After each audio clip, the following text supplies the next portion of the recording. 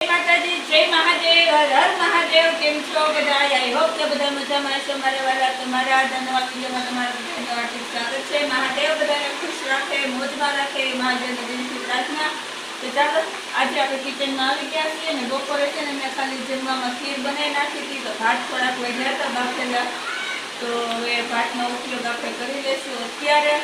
અને આપણે અત્યારે છે ને હેલ્ધી મસ્ત આપણે કહેવાય ચોખાના પુડલા બનાવી નાખશું. ભાવતા હોય તો ખાવા આવી જાજો અને લાઈક છે સબસ્ક્રાઈબ કરી દેજો. તો આપણે મળીએ પરિવારમાં. એટલા બધા ભાત આ બપોરે મેં વધારે બાફી નાખ્યા તો પડ્યા છે, તો આ ભાતને આપણે પેલા મિક્સરમાં નાખી દઈશું.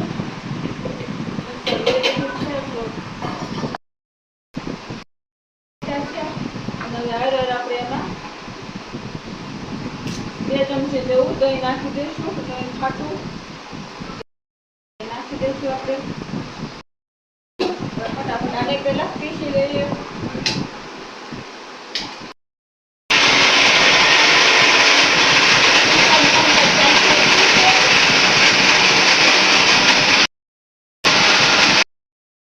મસ્ત આપણે મિક્સ કરી લીધું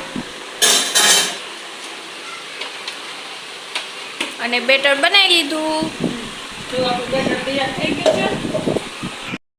આપણે બેટર બાઉલમાં લઈ લઈએ. સરસ પીસાનું છે, મસ્ત છે, એકદમ લિક્વિડ.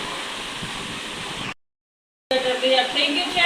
હવે આપણે આમાં બધા મસાલા કરી લઈએ. બપોરની ખીર વધી હતી ને તો આપણે ખાવાની ચાલુ કરી દીધી છે. આપણને લાગી ગઈ છે ભૂખ.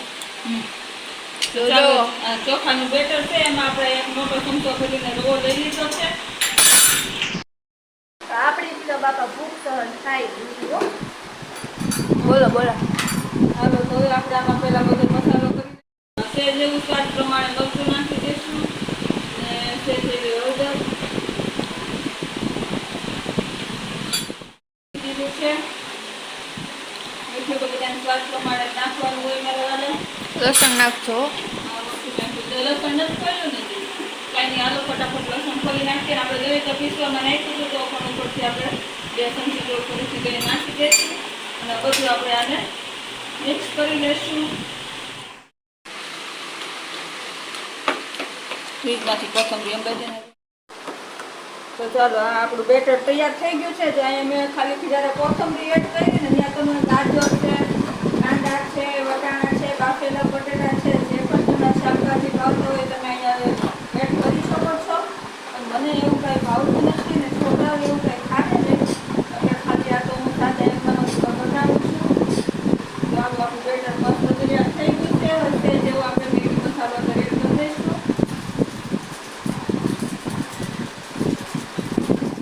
તૈયાર થઈ ગયું છે. હવે એને આપણે 10 મિનિટ માટે રાખીને મૂકી દઈશું. મૂકી દીધું છે. 5 મિનિટ જેવું થઈ ગયું છે. તો આપણે એક ગેસે ચા બનાવશું અને એક ગેસે હવે પુડલા બનાવશું.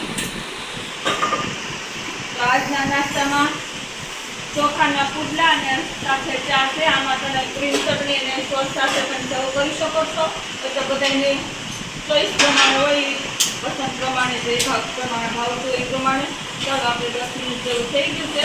હવે આપણે પુડલા બનાવવાનું કામકાજ ચાલુ કરી દઈશું. જો લોઢી મૂકી દીધી છે. જો અહીં આપણી ચા મૂકી દીધી છે અને એક ગેસે લોઢી મૂકી દીધી છે. ગરમ થઈ ગઈ છે અને હવે આપણે સેજ જેવું તેલ નાખીશું.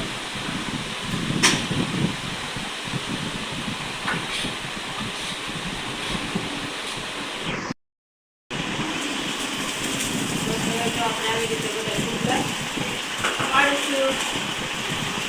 સારી રીતે બધી વસ્તુનો ઉપયોગ કરી નાખું છું. તમે કરો છો નથી કરતા જરા કમેન્ટમાં કહેજો.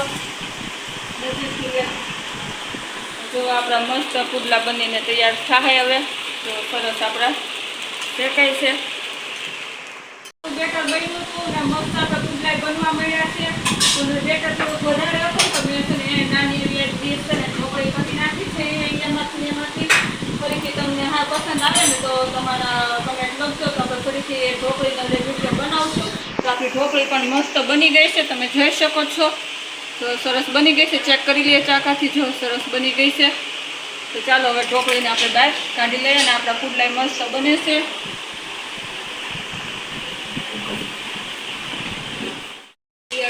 જો આપણે બીજો પુડલો પણ બનાવવા મળ્યો છે. તો ચાલો આપણે બીજો પુડલો જો સરસ આપણે લોટમાં પાથરી દીધો છે. અને હવે આમાં છે ને આપણે તાજું છે ત્યાં ઉપરથી આપણે વ્હાઈટ તલ નાખી દઈશું. હું છે ને કાળા તલ જ નાખું છું જેથી વ્યવસ્થિત દેખાય લાઈમાં વિડીયોમાં. પણ આજે છે ને વ્હાઈટ તલ લઈ લીધા, જે હાથમાં આવ્યા લઈ લીધા એવું છે. હાલો આપણી ઢોકળી થઈ ગઈ છે, ફટાફટ ઢોકળી લઈ લઈએ હવે. હવે જો આ મસ્ત આપણી ચોખાની ઢોકળી તૈયાર થઈ ગઈ છે. ત્યાં સરસ બટકા પાડી દીધા છે. ઉખેડીને બતાવું તમને હું. જે ગરમ છે ને ઉખડતી નથી, ઠરે પછી હરખી ઉઠે. ખાવાની મજા આવશે કારણ કે હજી તો ગરમ બહુ છે, હાથમાં પકડાતી નથી. ચાલો છોકરાઓને પેલા નાસ્તો કરવા આપી દઉં ગરમા ગરમ. તો હવે છોકરાઓને નાસ્તો આપી દઈએ. જો મસ્ત આપણા પુડલા થઈ ગયા છે ને ચા સાથે છોકરાઓને આપવાનું છે. તો બસ આજ માટે એટલું હતું. જય માતાજી, જય મહાદેવ, હર હર મહાદેવ. વિડીયો પસંદ આવ્યો તો પ્લીઝ લાઈક શેર સબસ્ક્રાઈબ કરજો. આટલી ગરમીમાં રહીને પણ તમારા હાથે વિડીયો બનાવું છું તો પ્લીઝ એક સબસ્ક્રાઈબ કરી દેજો ને એક કમેન્ટ લખી દેજો, લાઈક કરી દેજો. ચાલો જય માતાજી, જય મહાદેવ, હર હર મહાદેવ. ફરી મળીશું નવા વિડીયોમાં નવી આઈટમ સાથે. તો ત્યાં સુધી બાય બાય.